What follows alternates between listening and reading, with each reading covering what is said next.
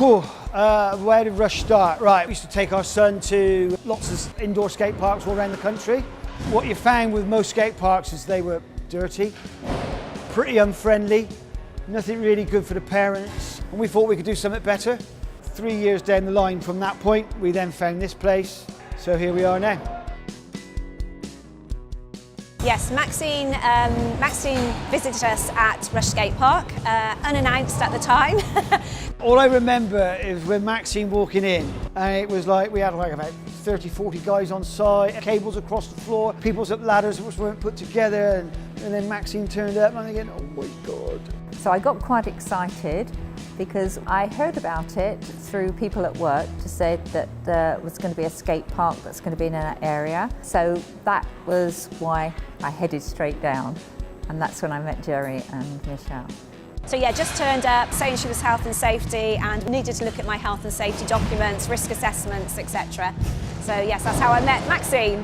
When I came down, I thought I'd be here maybe an hour to 2 hours. It was about possibly 5 hours. What I do know is when I looked outside, it was pitch black. That was really because there was so much to discuss. It's such a fantastic premise here. And I was on a learning curve as well, because what I wanted to do is walk round, see what was going on, and to have a good understanding of what the hazards are going to be. She was definitely instrumental in the advice that she gave me, what we should be putting in place. I think I'd covered a lot of things, but there were things that Maxine brought up that I hadn't even thought about. Down to things like in the cafe, even the car park, you know, risk assessments in the car park. So yeah, risk assessments of risk assessments, basically. Health and safety to me is always sort of, I'm a bit wishy-washy. It wasn't really a true believer. I just thought it was a load of paperwork, it was a waste of time. Waste of people's energies, resources and time. I was proven wrong. I think it was Maxine's approach. I think it was the way that she came to us and said, I want to work with you, but you've got to do this, you've got to do that, and I would advise you that you did it this way. And in doing that, we learned a lot from it, because we would never have got it right without Maxine's help.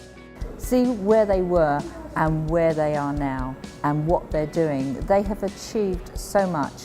Basically, from the very start, if it wasn't for Maxine, we would never be, we'd have a very good, we'd be tight, but not as tight as we would be. If you can get it right from the start, it makes life a lot easier for yourselves.